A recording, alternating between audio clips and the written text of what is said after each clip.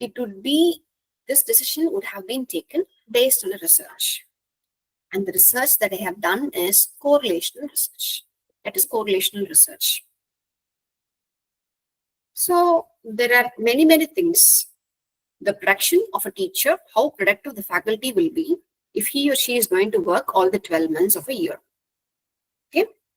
And coming up to the work-life balance. Almost nowadays, both the man and the woman, they are working. The amount of stress that they face. Does it affect their health? So in what way the university can help to it? So if at all, if we give 1 day of outing, what would be the result? The university is spending this much for each faculty. What is the expectation? What is the outcome? So when I go out for a day, I forget my whole family. Okay? 1 day, not bothered about my family. My husband goes to work, my children go to school, and they return back only in the evening when they come back. Okay? I'm talking for everyone. Coming up to the workplace, I don't handle any classes that day. I don't have any online sessions like this. I don't have any meetings. I'm not organizing any seminars or workshops. I'm totally free, not responsible. Totally rid of responsibilities, personally as well as professionally.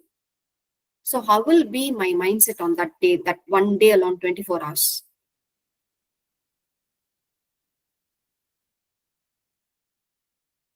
Well, I guess we might assume that you would be absolutely free, but then it's a fact that you would be also, overshadowed by the hovering thoughts of the tasks that need to be done.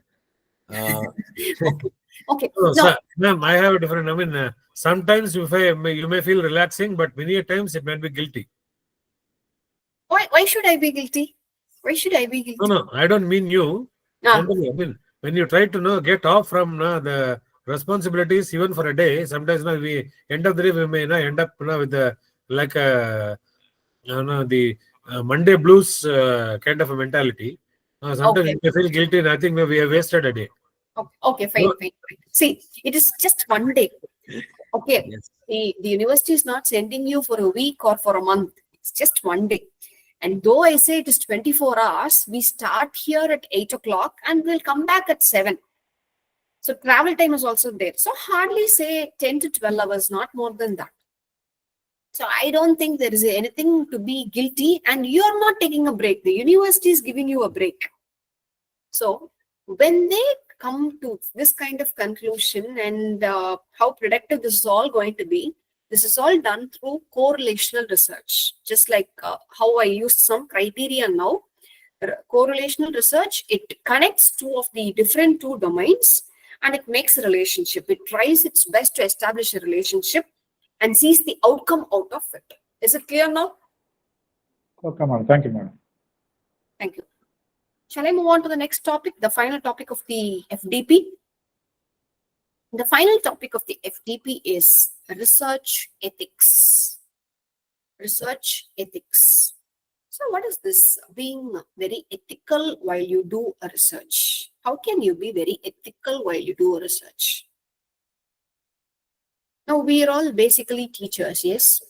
Now, when I go to the class, the present generation, the present set time say, and I ask them to you have to write a report today on any of the topics that have come up on the newspaper.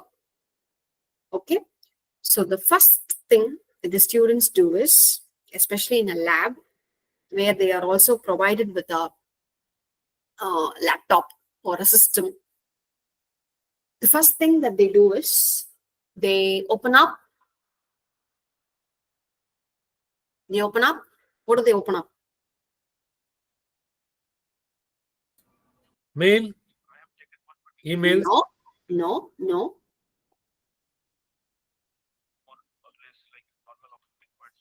If you want to be specific, maybe WhatsApp. They open up ChatGPT. Yeah, that's trending now. Yeah. They open up ChatGPT and whatever question I ask, write a report on that, write a report on this, write a paragraph on that, write an essay on this. Immediately, my very own words will be there on ChatGPT. And the answer is ready in just a couple of seconds. Yes, absolutely agree, man. Okay. So which means the current generation is not at all using their brains. Their brain is not at all thinking. There is no such thing called a creative corner. There is no creativity or innovation in them. Their brains are trained in such a way that they always depend on AI. They always depend on AI. So when the normal crowd, the normal population is of this sort, how can you expect ethics when it comes to research? Because today's students are going to be tomorrow's researchers. Yes or no? Yes. So how do you expect ethics when it comes to research? Now, what are the possible ethical issues in a research? We will see to that first. First is plagiarism, using others' works without proper attribution. So you can read many papers, but you cannot steal any of the ideas, any of the paragraphs, just copying and pasting it there, or using their entire paper and replacing it with your name alone. That's all called plagiarism. Plagiarism, the right synonym of the word plagiarism is, this is the right synonym of the word plagiarism. Brain theft. Brain theft. As I am a Tamilian, I'm also translating it for the Tamil people alone. Sorry, others can excuse me. It's called Moolai Thiruttu. Moolai Thiruttu. So, Ma'am, Yeah, very true. Yeah. sorry to interrupt, but I have another word for this. yes, sir. He uses the word pragna aparadh.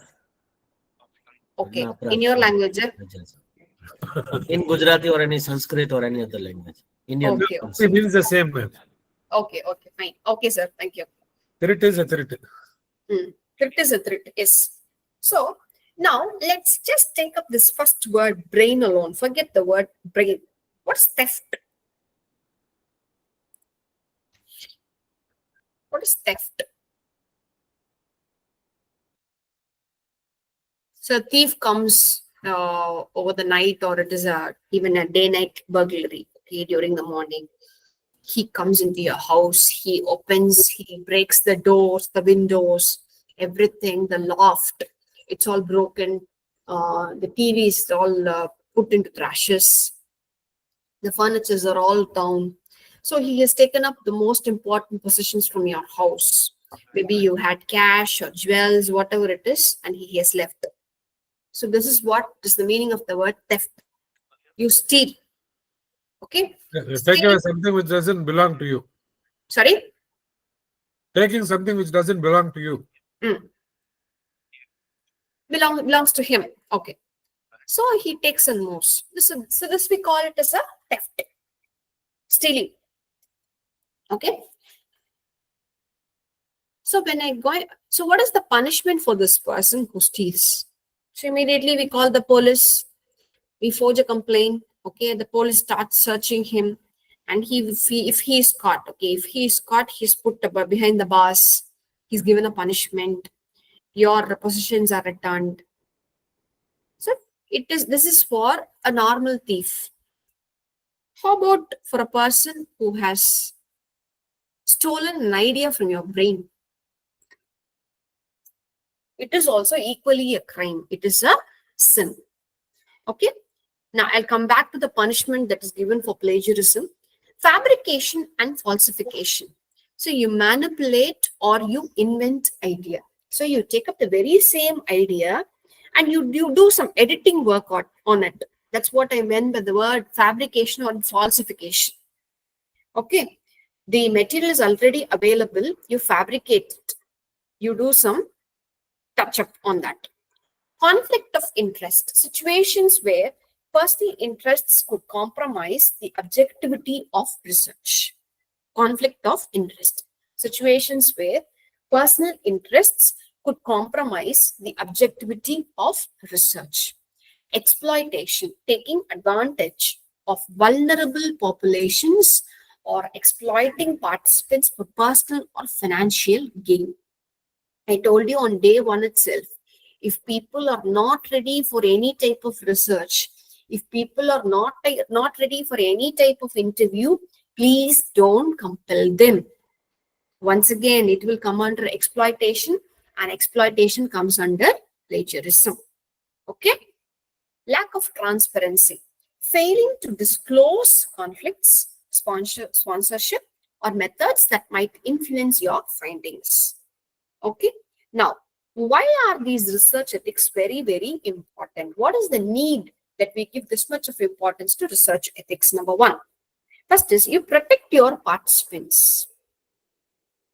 Always safeguard their rights, their dignity, and their well-being. See, each one is a human being. Each one has got a story to tell.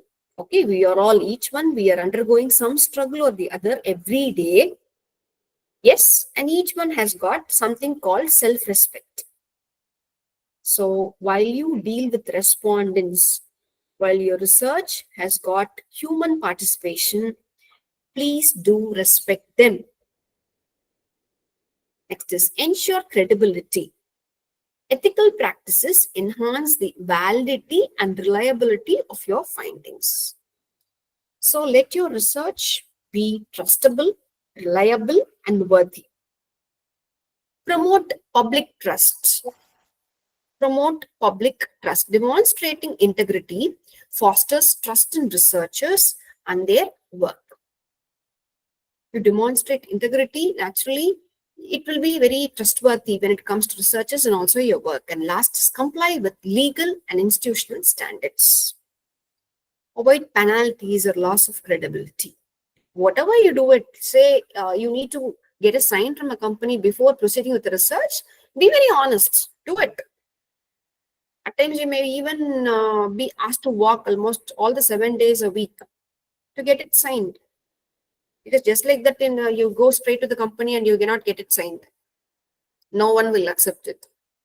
Okay, no one will be ready to put a sign like that, first of all.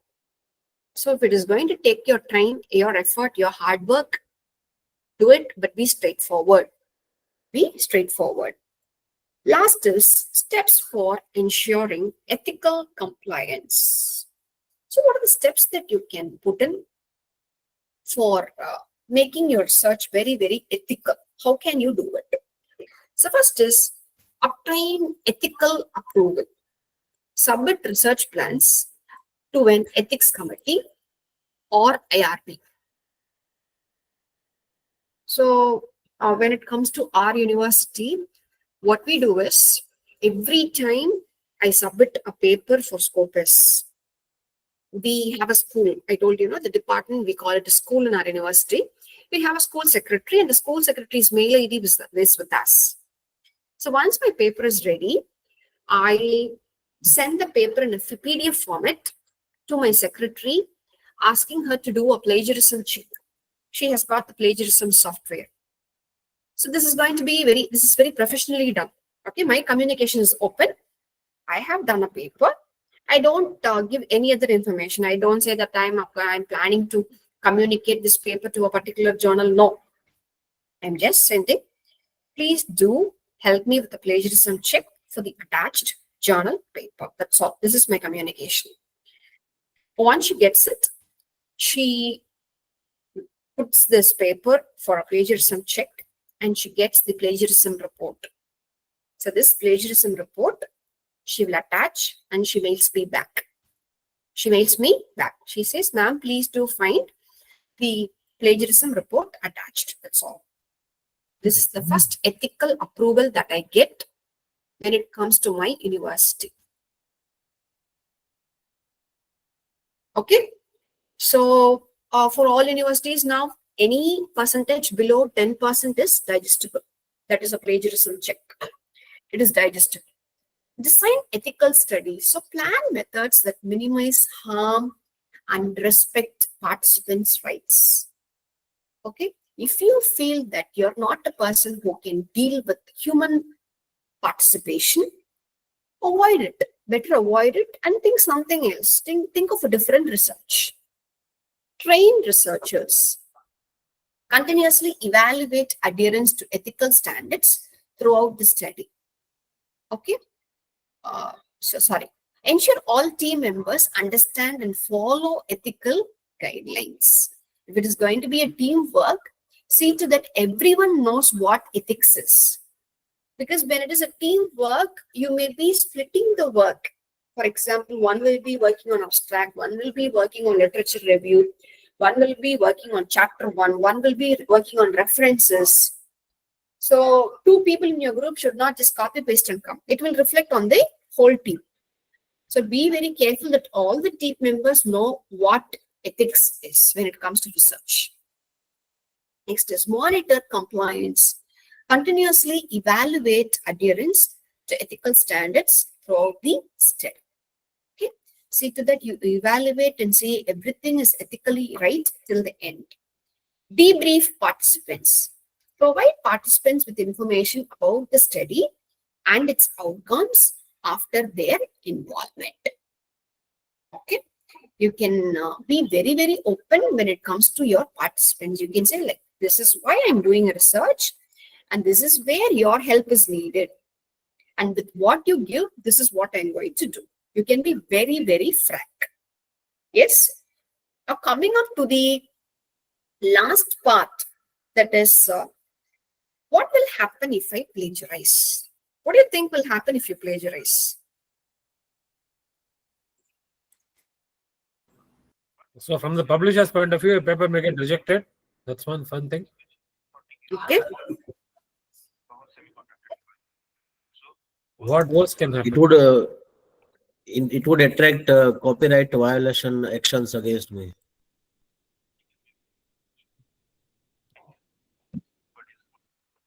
Fine. So the usual punishments, okay, when it comes to when it is found that the paper that you have published is a plagiarized text, has got a plagiarized text, your increment may be cut. You may not be getting your promotion. You may be even sent out of your institution. Yes. Yes. Yes or no? Yes, ma'am. If it's going to be a very serious issue, actually, like people may send you out so that the others who are there in the institution will learn what happens if you plagiarize. But do you think these are all very serious punishments? My increment is cut. Okay, my promotion is cut. I'm sent out. I have even lost my job. Do you think all these are very, very serious punishments? Not exactly. Not exactly. Okay. Okay. How will you respond if such punishments are given to you? Denied from submitting future research papers. Okay. This comes under something called guideship. I'll tell you now. Okay. Sorry. The spelling is wrong. Tell me, if any of these happens to you, for example, your academic increment is cut. Okay, how many do you think? How much will be your increment? 1,000 rupees or 2,000? Yeah, to be frank, some people don't care. Okay, even if I lose, fine. Yeah, that's it. Increment is, you don't give. Okay, no problem. Money is not an issue. Okay, so in that case, it is not a punishment at all. Number one. Yeah. Second is, you are not getting promotion this year. Look for some other university, that's it. Look for some other university. Okay. Many people's mindset are, not this year. Next year, I'll try for promotion. This year, I was caught because of this plagiarism issue. Next year, I'll get promoted. No harm. Okay. So in second case, case 2 also, it's not seriously seen as a punishment. Okay. Last. But it People still have- goes into our records, moment. Gets recorded, right? So Okay. I mean, Okay. this year I am caught. See, this is more or less a professional defamation that we create for ourselves. Okay. So, okay, fine. So, though you're not promoted, it gets recorded. Okay, the HR records this. Fine. Next is you are fired.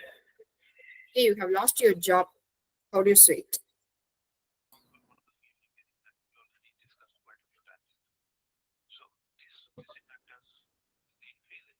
Yeah, still people don't care. LinkedIn, Lockery. Still, you don't care. You can try for another job. If not this job, you can try for another job. You can leave that particular state. You can even leave this country. Okay, you can try for foreign abroad chances. Okay, so all these punishments that I have listed down, they are very, very petty punishments which can be escaped. And as Miss Pooja Saha told, in case if you're a guide, I am a guide, okay, and I am, I have plagiarized.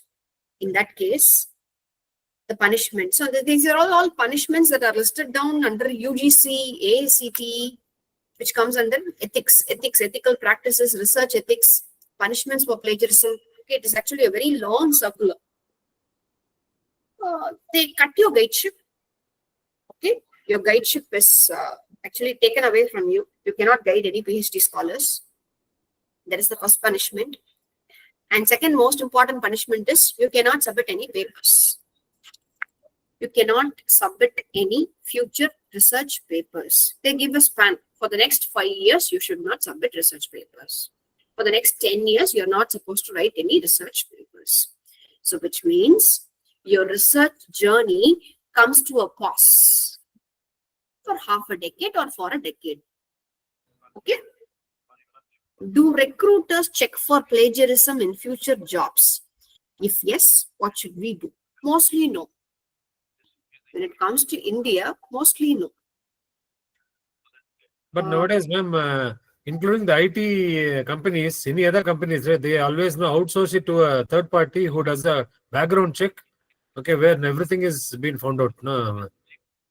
Background check, they do it for like they check your address, they check where the school where you studied, the college where you studied, or the last institution where you work. They are not checking if your paper has got plagiarism and all, as far as I know. Not just that, ma'am. I mean, when professional, the background of professional, the previous companies, the previous employer, the person who has signed the relieving letter, okay, they still go to the. I have faced it personally. I mean, to my team members, where during the midst of the project, he was told to leave.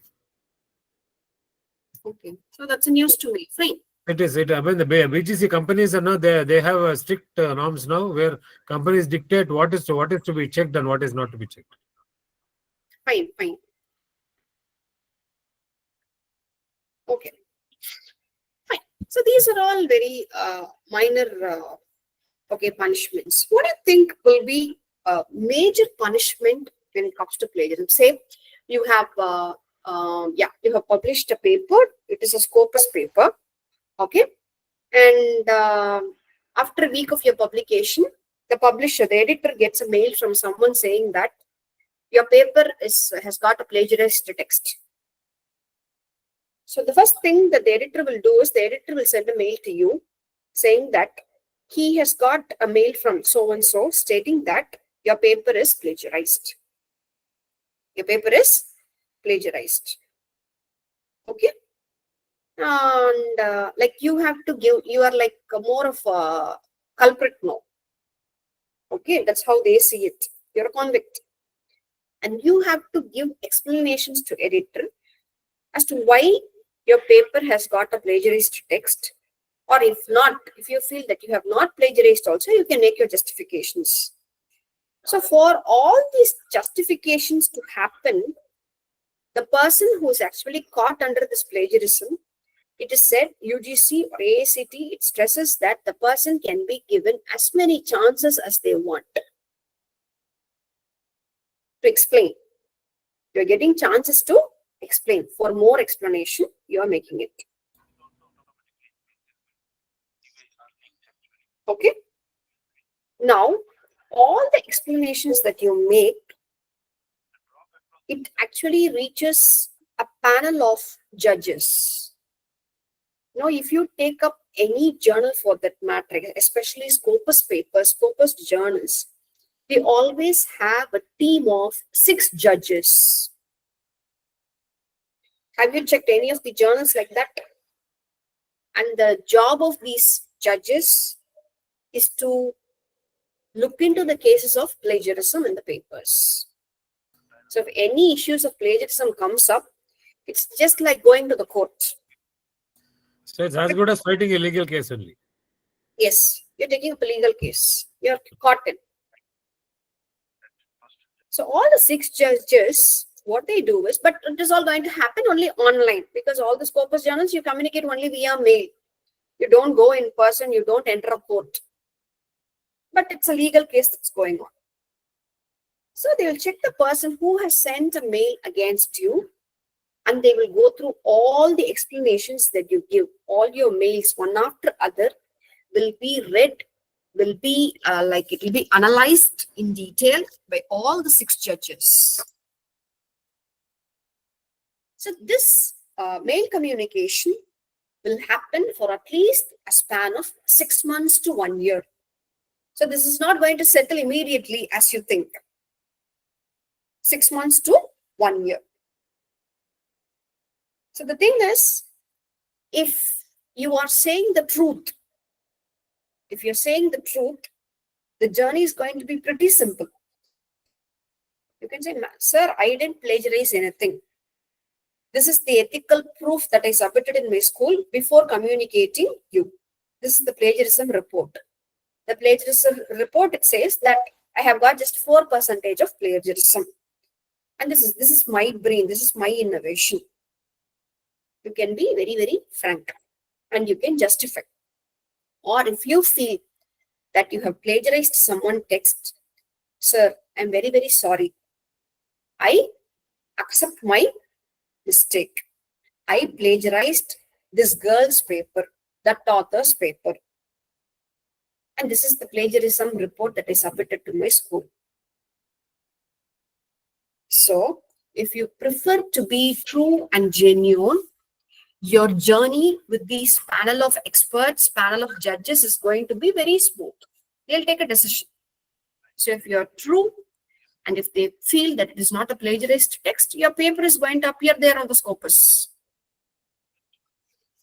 And in the other case where you really accept your mistake, they will do what must be done. But on the other hand, if you're going to, or if you have planned to say many lies, and if you're planning to escape, what will happen? You will be very dangerously caught. Because to speak the truth, it doesn't take any effort, doesn't take any hard work. To build up many lies, to speak one lie after the other lie, it needs hard work. You need to put in a lot of effort. And above all, you have to remember all the lies that you uttered. So you cannot say one lie in the first month, and in the 5th month in your mail, you cannot deny it. Because all your mails are very seriously analyzed by the expert of judges, and you will be caught. So in case if you are caught, okay, if you are caught, what do you think is the punishment for plagiarism that is given by the journals, by the editors, or by the panel of judges?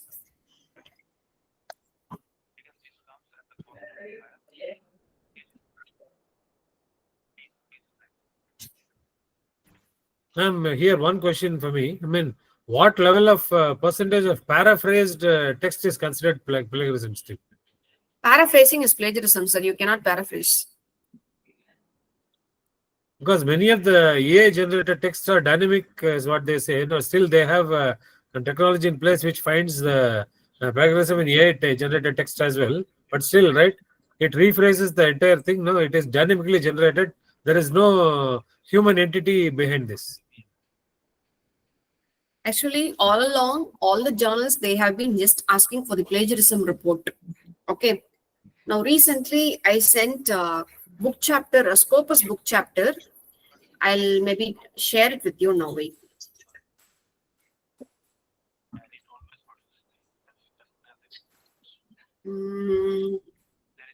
Yes. They ask for 2 reports now. Yes, say. Dear author, greetings from so and so. We are pleased to inform you that the editorial team has reviewed your chapter proposal for the upcoming this, and you have to submit the paper by January 30th, 2025. Okay. They ask for first is ensure the plagiarism percentage is below 10%. Checked via Turnitin. Turnitin. Someone is asking for the software. Yeah, turn it in. Yeah, that's right. Yeah.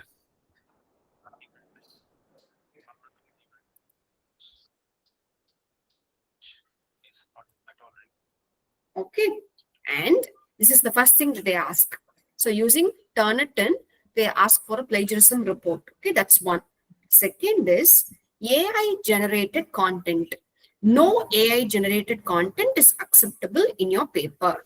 Attach the AI generated content report from Turnitin again as a mandatory requirement. The use of generative AI or AI assisted tools for artwork, book covers, or graphical abstracts is strictly prohibited. A zero AI content policy applies, which means I have to submit 2 reports. One is an ordinary plagiarism report, then other is a AI generated content check. So this also Turnitin does. Okay. So first is a normal plagiarism report. Second is the software, the Turnitin plagiarism software. It checks if the paper that I submit has got any AI generated content. So Okay. if it has, it is highlighted in red, as you know. So as we proceed, all the conferences, all the Scopus papers will ask for 2 proofs. Plagiarism check software plus AI generated content check. You will have to submit 2 PDFs here afterwards. Okay. Okay. This mail I got just a month back, and the submission date is January 30th. So they they also know that we can copy easily from ChatGPT. So they'll become all the more alert. Okay. So if the journals, if they find that your paper has got plagiarism, what do you think is the worst punishment that they can give you?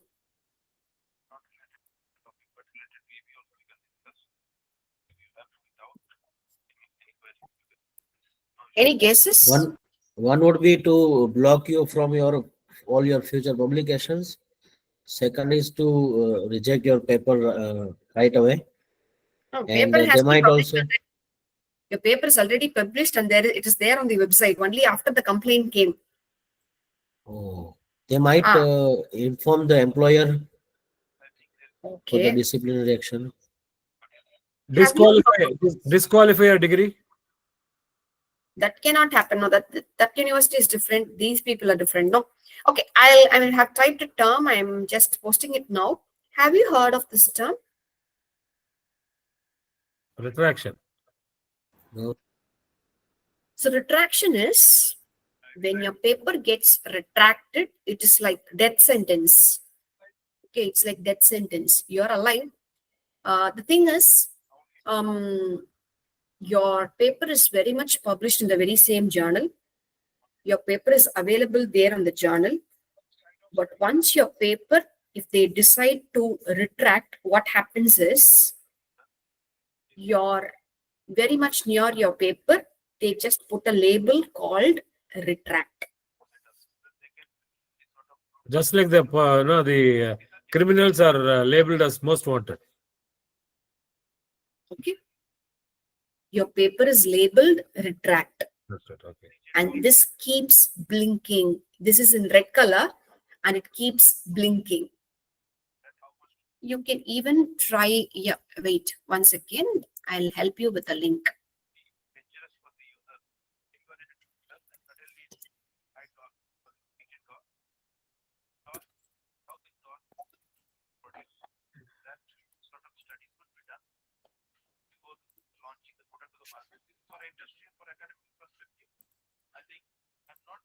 This is a very famous link.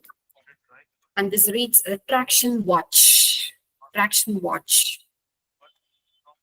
So this is a website which mainly focuses on scientific papers, papers from arts, humanities, journals, book chapters that get retracted. So their main job, many people are employed under retraction watch, and each one is given a job. They have to check as to why this paper was retracted. What was the reason? How did this plagiarism take place? Okay, what is was it exploitation? Was it copying? Was it just paraphrasing? So they make a study. They make a scientific study, and this particular organization, this website has a count of first to how many people retract each year, and what are the major reasons, and from which parts of the world, and from which parts of the world. You can go through this link when you're free. So this is a very, when you have your paper on the Google, on the Scopus, but still if it's going to have the word retract in red, and if it's going to blink, it's going to be humiliating for your entire life. Say, for example, a PhD candidate wants to enroll under me, okay? And she types my name on Google, Jayashri Karthika, VIT University, Chennai. The first link that she will get is the link where she can find that my paper is retracted. So what do you think? What do you think the candidate will think of me? What opinion she will have of me? Will she come and register under me? Entire Yes. academic reputation gets tarnished. So it's like character assassination. Though you did this by mistake, okay, plagiarism, we all at times we get tempted to do, we become very desperate, and there are also many tempting websites. Like as sir told, we have AI now, ChatGPT. Sometimes like we feel very lazy. Why should I sit and write? Why not I just copy and paste? Why not I paraphrase? All these things are very, very normal. Okay, give me just 2 seconds. I'll plug it on. My battery is running out.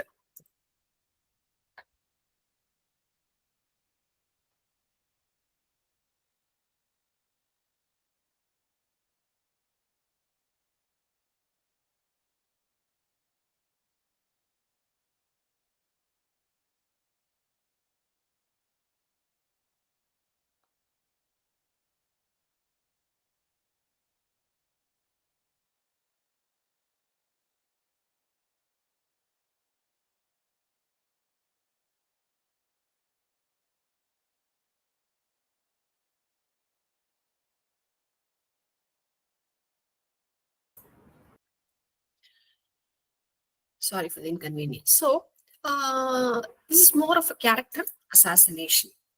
So you have to be very, very careful while you design your paper, and always have 2 reports in your hand. A normal plagiarism check report that you do. Whatever software that your institution has is fine. Okay, keep that report. And also an AI generated content check report. 2 reports you have, then you communicate to a journal. So whatever issue that comes up, these 2 software check reports, they are going to serve as proofs for you. Okay, so this is all about research ethics, plagiarism, and the punishments that you will get if you plagiarize. So I think I was able to. Yes, sir. I have a question. Do they charge some amount for checking the papers, Turnitin or other sites? Yes, sir. They get 50 rupees for a paper. 50 rupees for a paper. Okay. Many especially shops that are that have this photocopying machine, Xerox shops, stationery shops, papers shops where you can take a printout. All these shops are doing this job. They have that software with them, so you can approach such people. It will be easy for you. They get 50 rupees for a paper. And the other important thing is your paper must not be going on for this plagiarism software more than twice for this check. That also you remember. So for example, for the first check, it says my paper has got 50% of plagiarism. So it is a red signal. It's a warning for you. Take another 1 month of time, go through the entire paper, so that when you do in a second check, it must definitely come below 10%. It always see to that it's just 2% or 3%. That's always good. Because even in your second check, if it's going to be 25% or 24%, people don't, you should not actually do a third check. That's the thing I'm trying to say. Just 2 checks. Yes. So I think I have done justice to this whole of FDP, to this 5-day FDP, and coming up to the other untouched fields. There are many untouched fields when it comes to research, because research is always not complete. We also have many doubts. For example, coming up to the referencing style.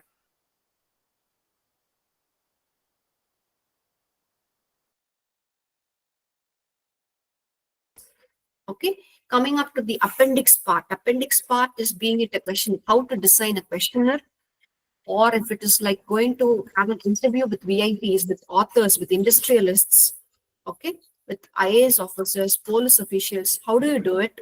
How your questions must be? How do you ask questions to those VIPs?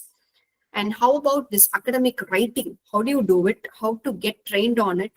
So if you're really interested, maybe Ms. Janki, you can put a word to sir, and we can have a phase 2 for another 5 days with the researchers. If the participants are interested, I can support it.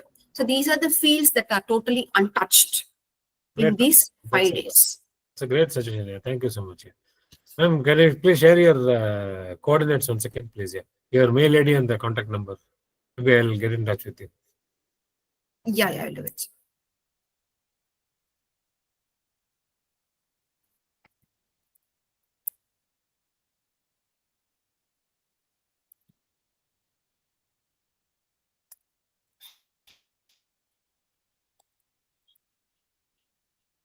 I have sent a sample of an abstract as well as a sample literature review to Ms. Janki on the other day itself, when I finished day 2 session.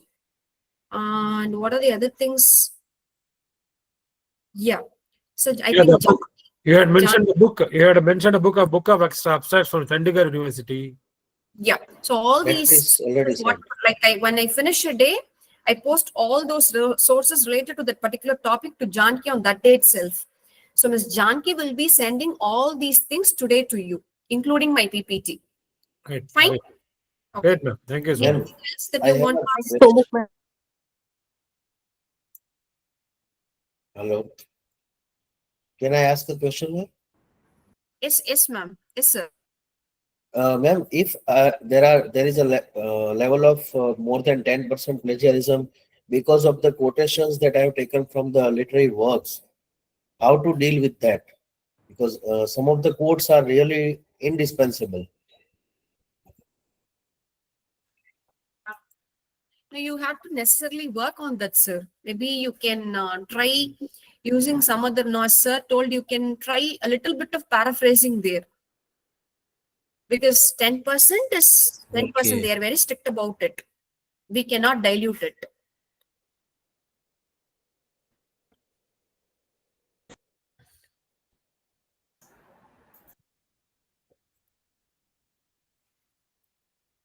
Thanks, ma'am. Thank you, sir. Thank you so much, everyone. Thank you to Ms. Janki for coordinating and for understanding us, for helping with the PPT. Thank you so much, Ms. Janki. And my special thanks goes to Sir Gokul, Sir Pradyuman, sir, and Gokul University for giving me an opportunity every time. Thank you so much. Thank you so much, man. It was a great session. Thank you, sir.